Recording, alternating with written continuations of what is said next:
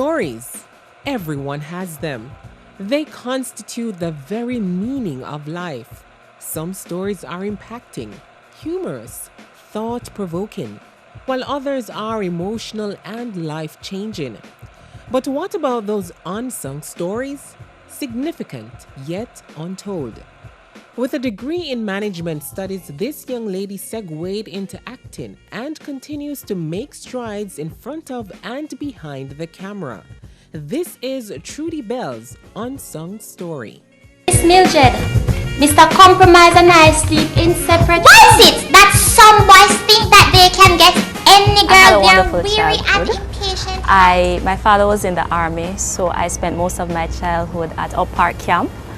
And of course, you know, you're Up Park Camp, your father's a soldier, you're not afraid of nobody, and that's how you feel safe. I had a younger brother, me and my brother were very close. And, you know, as a soldier's child, you know, we had a lot of privileges, and we'd go to Coney Park during the Christmas, Coconut Park, Christmas parties and stuff like that. So I had a very good childhood.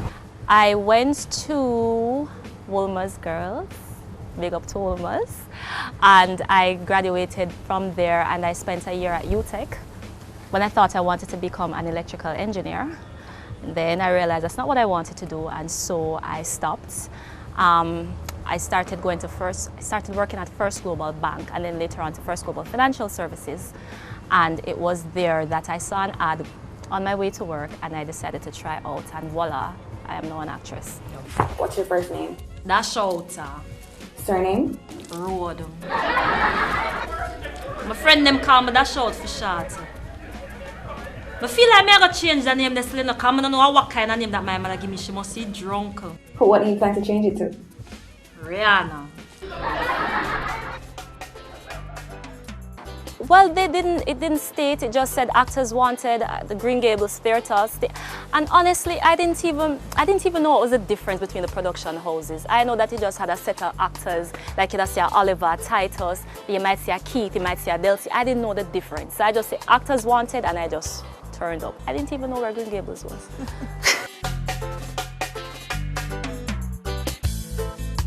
It was for Bashment Granny, the movie, Miss Guernsey, which was Bad Boy Trevor's secretary and thing. And it was very short, but I assume I did well because then I was asked to do The Plumber, where I played Cindy Pumpit. You see, if you're having an affair with my husband, keep it in the past tense, because if I find that you are stealing the nuts from my jar, I'm going to break your damn fingers. So please, stop interfering in my marriage. Interfering? Cindy, please. You are in my home. Well, I always loved performing when I was in high school. I was a sucker for parodies. I loved to dance, so once I was on stage, it just always felt right. It didn't really matter what it was that I was doing. I felt very comfortable on the stage, so that was where it was. I like going on stage and making people laugh. And I remember one year we were doing sixth form concerts. I had made up this song, and I think I was in lower six at the time, and the upper sixers were like, yo, you have to do that song there. And I was like, whoa, because I'm in lower six and the upper sixers telling me, you know, and when I went and I performed, and just the reception from the lower school and everybody, and it just made me feel really good. And I know that once I'm able to make people laugh and just forget your problems, have 5 minutes of laughter and fun, and I'm good. You got it bad. I changed it to she ugly bad. And I just basically was talking about a story about a girl where she thinks she's hot and she was really not. And everybody found it so funny. About 5 years now, yes. It started in 2010. The experience, I think, depends on how you look at it, because it's not easy. But I try to take from it the good that I can, and I think that it has shaped me to be a better person in terms of being stronger. You understand? You have to be resilient in this field, and I have learned how to do that. You know, once upon a time I'll be like, I can't bother, and just stop. But like now, I am very persistent in achieving whatever goals that I want to achieve.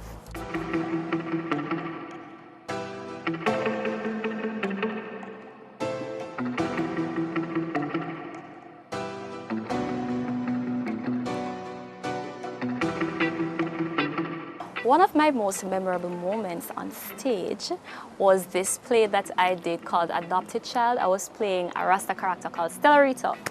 And I was getting good feedback from the audience, you know, kind of boost your ego, you feel hype. And normally things that you would not have done, you just feel hype, so you do it.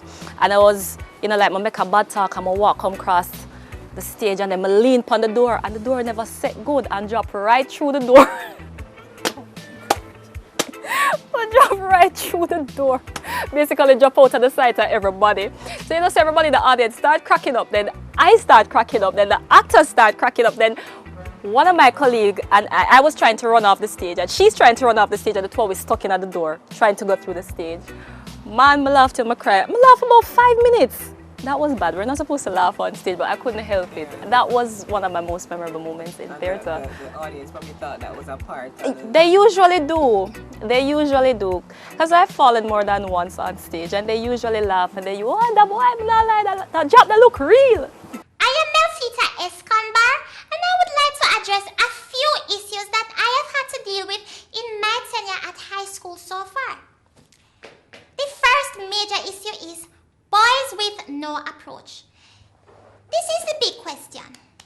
Why is it that some boys think that they can get any girl their weary and impatient hearts desire? Do they think that we girls are mere ornaments designed for their mindless entertainment? Do they think that there is a rule handed down by nature that says that we women are so susceptible to the point where mere words, however corny they may be, are supposed to stimulate us to absolute submissiveness? Melfita in Joint Tenants actually came from Melfita in Over My Dead Body, which was my second play. And at the time, Melfita was actually the daughter of Delcita. That's how that came about, right? So it... What year was that? That was, I believe, 2011. I think we opened in December of 2010, and most of the run was in 2011. And I must say, it was quite challenging because I did not know how to behave like a child. I really didn't. I had to do quite a few exercises. Paul Beal was managing me at the time, and you know, he would try to give me exercises, you know, if you were a child, because I am thinking as an adult, so if somebody says something to me, I'm going to answer like an adult, but I had to basically be retrained, and then I started observing children around me and stuff, and I mean MAGA. So all I need to do is just put on one of them swing skirts and just put on the big glasses and cock off my hair this side, and people believe it. And yeah, after a while it just became natural. It became really natural. And what was really funny was at the end of the show, I used to walk past people in the audience. I was like a girl there. And she me away, and I'm not see her yet. And I gone past them and I'm a big people clothes, you know. Honestly, as a young theatre practitioner, I practiced not to ad-lib. I really would ad-lib out of necessity. For example, let's say somebody forget their lines or say something that's not supposed to go there and you have to. But I find that, I don't know, there's just something that the audience and the stage does. I don't know if it does it for everybody, but it does it for me. That once you're comfortable with the audience and you're comfortable on the stage, things will just flow naturally. And then sometimes I feel so even when we're saying funny enough, but because of you and the people like you, them just start laughing and you go, okay, all right, then cool.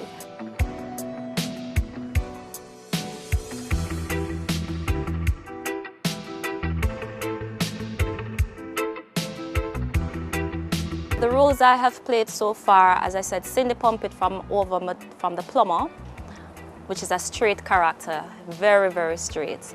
And then Melfita, which is a special character. I did Stellarita Look Good, which is also a special character. She was a Rasta, fair, but for the most part, I did Melfita. I did Miss Guernsey in Bashment Granny. And then now I'm actually producing a television series, as well as I have produced a play. It opened last week, and I'm playing totally different characters. In the play, I'm playing a Christian character, but she's not straight Christian. I think she thinks she's a Christian.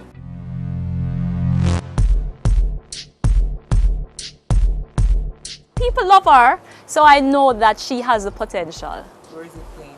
Well, we open at Portmore Missionary Prep. We do not have a set place as yet, but we are taking things one step at a time.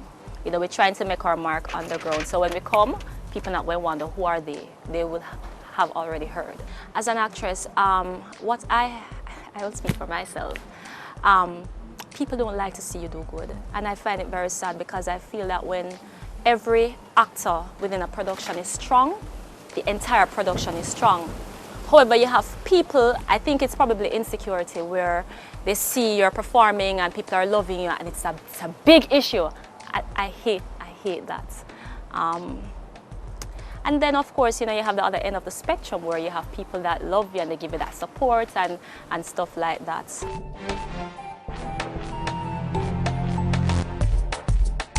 You know, as a producer now, I don't know what other challenges I'm going to face, but I guess once it comes, I'll deal with it accordingly. Right. And the challenges that you outlined, how did you deal with those, or how do you deal with those when you face them? Well, my philosophy is I'm not gonna play down for you to look good. You need to live.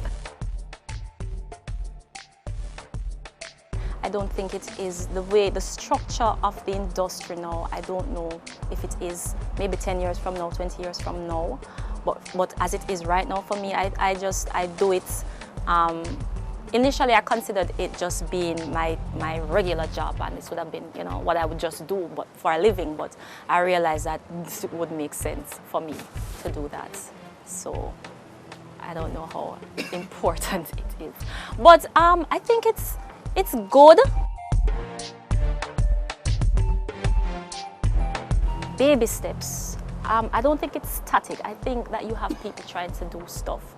It's probably not moving as fast as I think it can, but I do see people making some amount of progress. For example, Destiny that was released last year in October, and you know, I haven't gotten a chance to see it, but I heard that the feedback was really good, and that, you know, it was a lot of Jamaican actors from the local soil, and it still had that international feel, and it has shown people that yes, we can actually make movies in Jamaica that is not about boy and drugs and whatever, but we can have, yes, we do have people that love people in Jamaica as well. Everybody's not fighting everybody.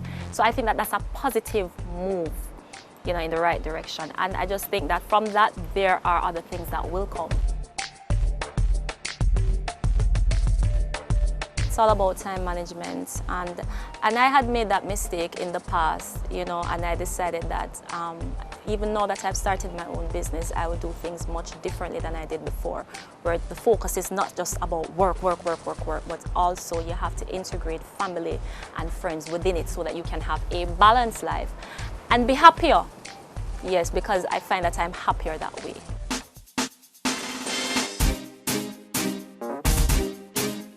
Professionally, there is this wonderful lady by the name of Margaret Barnett. I draw inspiration from her.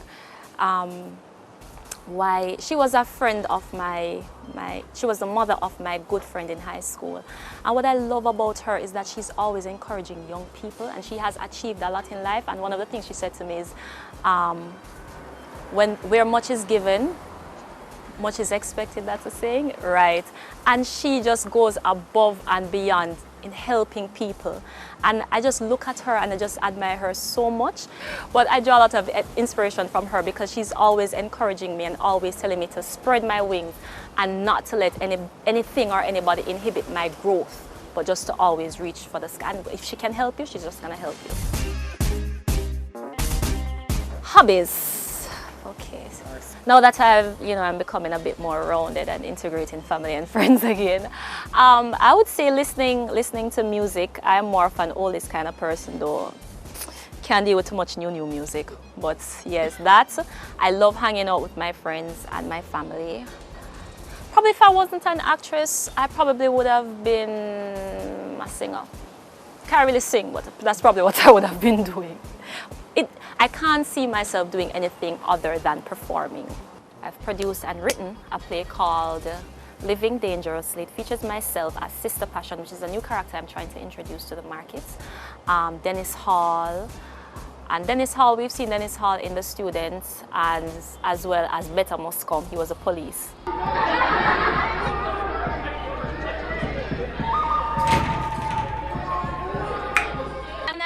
also like to squeeze in my little prayer. I want to tell you that I hope that you blesses everybody, especially me, dear Father, so that dirty bad man. Then we have some fresh faces, Jodian Level and Amoya McCullough, and we also have a member to the team called, and his name is Andrew Kelly.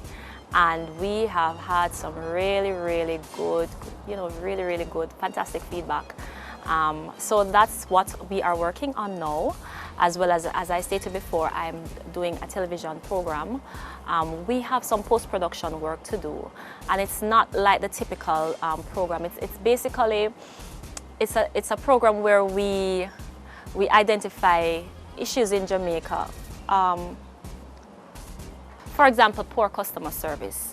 We talk about customer service, and then we play out a scenario and stuff like that. So it's discussion, like we see a scenario play out and then we discuss it. But we do it extremely comedic. My legacy. I probably haven't given that much thought to it. I think I want to be remembered for the ability to bring joy to people. I think I want to be remembered as a hard worker, a diligent person, and a person who is very, I